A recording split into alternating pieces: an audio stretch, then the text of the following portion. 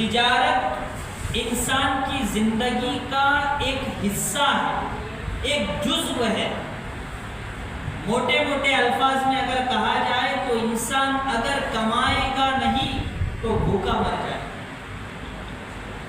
اس لیے تجارت کرنا یہ انسان کی زندگی کا ایک حصہ ہے۔ ظاہر سی بات ہے کہ اتنی بڑی چیز کے بارے میں اسلام نے ضرور بھی ضرور احکامات بتلائے۔ اس لیے میرے دوستو یاد رکھو کہ اسلام میں تجارت کی بڑی اہمیت بتلائی گئی۔ اسلام نے تجارت کا ایک اپنا مقام رکھا ہے، یہاں تک کہ نماز کے بعد قرآن کریم کہہ رہا ہے کہ جب تم نماز پڑھ چکو تو زمین میں پھیل جاؤ اور روزی روٹی کا انتظام کرو۔ اللہ کے رسول نے ارشاد فرمایا التاجر الصدوق الامین مع النبیین والصدیقین، جو دیانتدار تاجر ہے، جو سچا تاجر ہے، کل قیامت کے دن اس کا حشر نبیوں کے ساتھ ہوگا، سچوں کے ساتھ ہوگا۔ اتنی بڑی اہمیت تجارت کی احادیث میں، قرآن میں بیان فرمائی۔ اس لیے تجارت کرنا، کاروبار کرنا، بزنس کرنا یہ اسلامی شریعت کے خلاف نہیں۔ ہمارا دین اس بات کو پسند نہیں کرتا ہے کہ انسان دنیا چھوڑ کر صرف اللہ اللہ کرنے لگ جائے اور صرف اللہ اللہ کرنے لگ جائے اور بال بچے بھوکے مر رہے، بیوی خرچے کو تڑپ رہی ہے۔ ایسا اسلام اس کو پسند نہیں کرتا ہے، اور نہ اسلام اس کو پسند کرتا ہے کہ صرف دنیا میں لگ جاوے اور اللہ اس کے رسول کی غلامی کا نام کرے، 5 وقت کی نماز بھی نہ پڑھے۔ اس کو اسلام پسند نہیں کرتا۔ اسلام کہتا ہے کہ خوب کماؤ، خوب بزنس کرو، پراپرٹی بناؤ، کوئی منع اسلام میں نہیں ہے، لیکن اسلام کہتا ہے کہ شریعت کے دائرے میں رہ کر بزنس کرو، شریعت کے نظریے سے بزنس کرو، تجارت کرو۔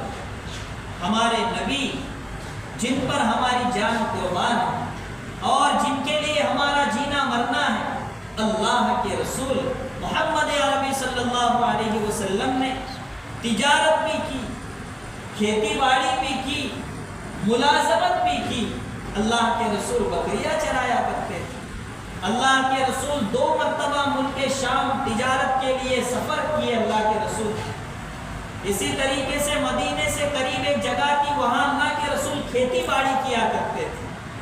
تو میرے نبی، آپ کے نبی ہم سب کو بتلا گئے ہیں کہ تجارت کرنا یہ دین کے خلاف نہیں ہے، ملازمت کرنا یہ دین کے خلاف نہیں ہے، کھیتی باڑی کرنا یہ دین کے خلاف نہیں ہے، یہ تو تمہاری ضرورتیں ہیں۔ یہ اگر نہیں کرو گے تو دوسروں کے سامنے ہاتھ پھیلانے کی نوبت آئے۔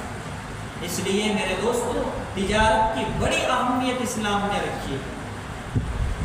اللہ کے رسول صلی اللہ علیہ وسلم ایک مرتبہ ایک بازار میں اونٹ بیچنے کے لیے آئے، کچھ کام سے کہیں جانا تھا، تو اپنے ساتھی سے کہا کہ تم ان اونٹوں کی دیکھ بھال کرو اور کوئی اگر گاہک آ جاوے تو یہ ایک اونٹ تھوڑا سا لنگڑا ہے، اس کا عیب بتا کر باقی اونٹ بیچ دینا، اور اگر یہ بھی لینا چاہے تو اس عیب کی قیمت کم کر دینا۔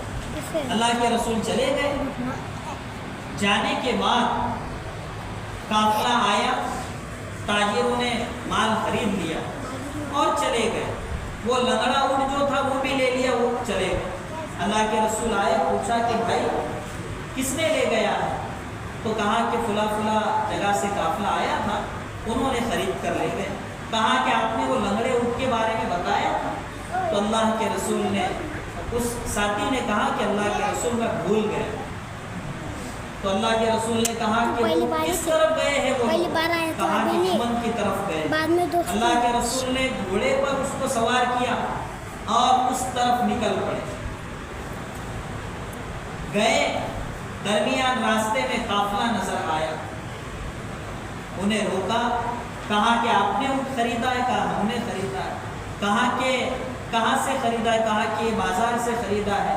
کس سے خریدا ہے؟ تو کہا کہ محمد کا مال ہے، ان کے ساتھی سے خریدا. کہا کہ آپ کو کیسے پتا چل گیا؟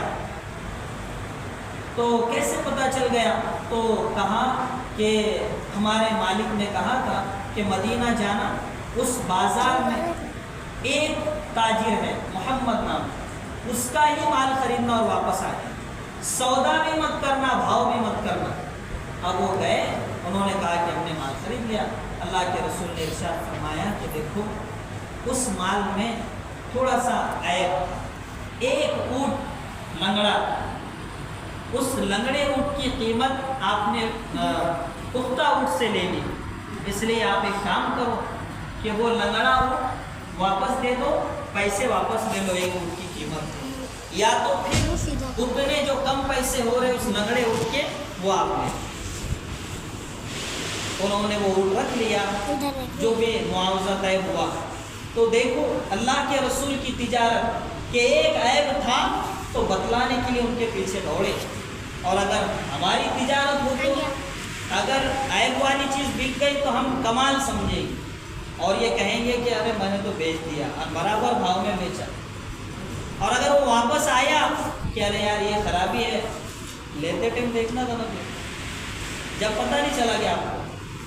اس طریقے سے ختم. بیانہ واپس نہیں دیتے بھائی، بیانہ آ گیا بولے بس بس وہ تم پلٹ گیا، تمہاری غلطی ہے، بیانہ کیا واپس ہے.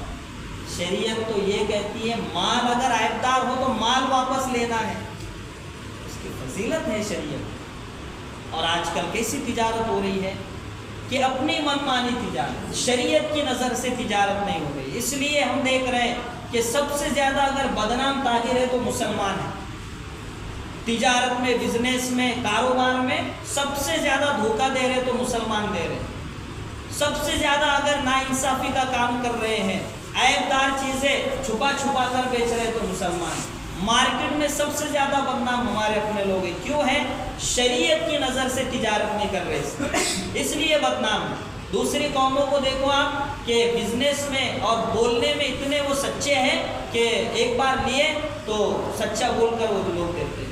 ہمارے لیے ڈوب مرنے کی بات ہے کہ ہمارے پاس اتنا سچا اور پکا رسول ہونے کے باوجود، قرآن اور حدیث جیسی رہبری ہونے کے باوجود آج ہم لوگ تجارت میں فیل ہیں، بزنس میں فیل ہیں.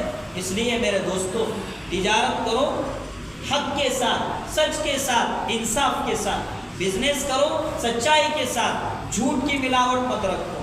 یاد رکھنا جھوٹ کے ساتھ وقت پر تو فائدہ ہوگا لیکن بعد میں ایسا نقصان ہوتا ہے کہ وہ جھوٹے آدمی سے کوئی لیتا ہی نہیں. ایک بار ایک انسان نے دھوکہ کھا لیا تو وہ 4 لوگوں کو بولتا ہے وہ اس سے بچ کے رہنا، اس کے پاس مال صحیح نہیں ملتا ہے اور وہ دھوکہ دے کر بیچتا ہے. 4 گراہک اس کے ختم.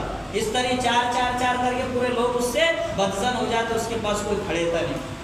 اور سچے انسان کے پاس اگر تجارت سچائی کے ساتھ ہم لوگ کریں گے تو یاد رکھیے کہ لوگ ایڈریس پوچھ کر آئیں گے کہ وہ انسان صحیح.